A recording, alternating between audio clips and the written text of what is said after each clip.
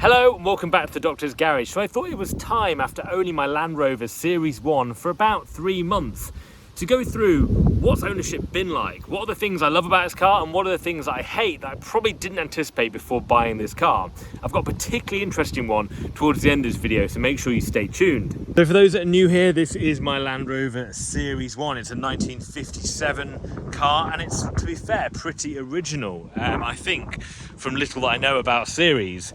I bought this about 3 months ago, always wanted a series car, particularly the summer, with the weather we've been having, not so much today, but wanted a car that I could take the roof off and use as a bit more of a summer car over my Defender, which I've also got here on the channel. It's got some pretty cool features like the original capstan winch, which all works, and generally it's actually in quite good condition for its age, and it runs really quite well. So the first thing's got to be just the basic running of the car. It runs well when it works, but it's quite temperamental, and I'm not sure if that's with all series cars or series 1s. I mean, I kind of expected it with a 1957 car, but to some degree, some days it just doesn't start at all, and some days it does, which makes it a little bit more unreliable than maybe what I would have liked. However, I do 90% of the time use this car to go to work in now. So one thing that hasn't been a surprise is that I actually use this as pretty much my daily driver at the moment. Work's not far from me, so being able to jump in this when it's a nice sunny day has been great, but it is quite temperamental. So when you get in and start the car, basically you turn the ignition on, lights come on, you've then got the choke here, you've got the throttle on a manual lever, so you can actually pull the throttle in and out with that, and then your starter button, and it has been running, so hopefully when I start, at the moment it actually runs quite well because it's been on for about 10 minutes. So when you first start in the morning it's not so good, but quite interesting this.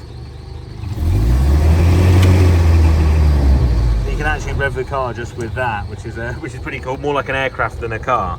Now originally I had a few issues with the car, ended up putting a new fuel pump in, a few other things that you've probably seen here if you follow the channel regularly, but I'm getting it serviced completely next weekend, getting all of the oils changed, just getting it sorted out really, because I haven't done that yet since owning it. So looking forward to getting that done. It may make it a little bit more reliable on the day-to-day running of it. Now one thing I didn't really think about was when you've got the roof down on a series, you're actually quite exposed to people staring at you. If you imagine you're sat literally out of there, and if you take the door off as well, I'm taking the tops of the doors off, but take the bottoms as well, you're literally sat on top of the vehicle, and that can be quite, I don't know, a lot of people look at this car when you're driving it around because there's not many on the roads that run still, and so it is a bit, I don't know, maybe I wasn't expecting so many people to just stare at you when you're sat in it, which is quite awkward when you're at traffic lights, particularly when the engine completely cuts out in front of you. They just exposure in general, and actually I've got the screen up today, but when I put the screen down, it's even more so. You're literally sat on top of this almost like a float, just driving around, which is really nice when it's warm and summery, but it is quite weird. You are quite exposed, and yeah, I probably didn't think I'd be sitting quite on top of a series as you do. The Series 2 does come a little higher, so you're sort of more inside the car, which maybe feels a bit more comfortable when you stood still in traffic, but on a Series 1 you're literally sat on top of it, out of the body of the car. The 3 that I was surprised about with this car is actually how usable it is. When it is working, which it is, like I say, most of the time, it is such a usable car just to jump into and just nip to the local shops. Like I say, I go to work in it. It's actually, I've ended up using this car pretty much every day since I've owned it over my Defender, because I just prefer it, to be honest. It's a lot easier to get into and just drive. It feels quite light, it's quite nimble, it actually whips around really well, and that's probably the fourth point, is that it's quite rapid in a very strange way. When you're sat inside of it and you've got no roof on it, it feels quite rapid. You're kind of whipping in and out of corners, and with the wind and just generally how light it is to move around, it's actually quite a fun thing to drive, particularly because you can have it set up in 2-wheel drive, and then you can go into 4-wheel, which just slow it down quite a lot. But in 2-wheel drive, it's quite a fun thing to drive around in. To change all the 2-wheel drive and 4-wheel drive options in the Series 1, you've got your controls here, so you can move from high to low box, and then also you can push it down into 4-wheel drive mode. This brings it up into 2-wheel drive mode. So that all works on this car, which is quite cool, and I have towed a few things with it. Makes a big difference compared to 2-wheel drive when you're kind of just spinning gravel up without that. So I'd say that's kind of the 4 things that I've sort of realised about owning this car since I've owned it. The what I didn't probably expect when I first bought it. But I've really enjoyed the ownership journey so far. Looking forward to getting it serviced and getting it sorted a bit more.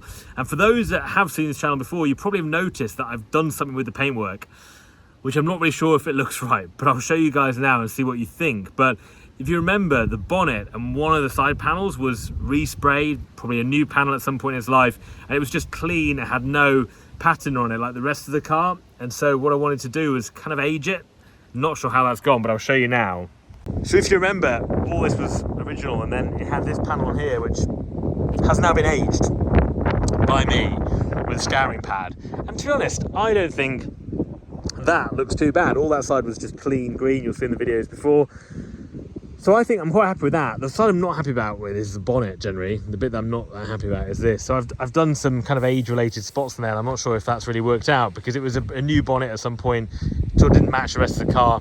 I think it probably matches better now, but still not very matching as far as it probably could be. So any ideas to get patina on the paintwork? How do you make that kind of age-related sun look on your paint? Let me know in the comments below. I'd love to hear from you. Thanks for watching my video today. Hope it's been insightful into owning a Series 1 Land Rover. And stay tuned for more content that I'll be sharing with you right here on the Doctor's Garage.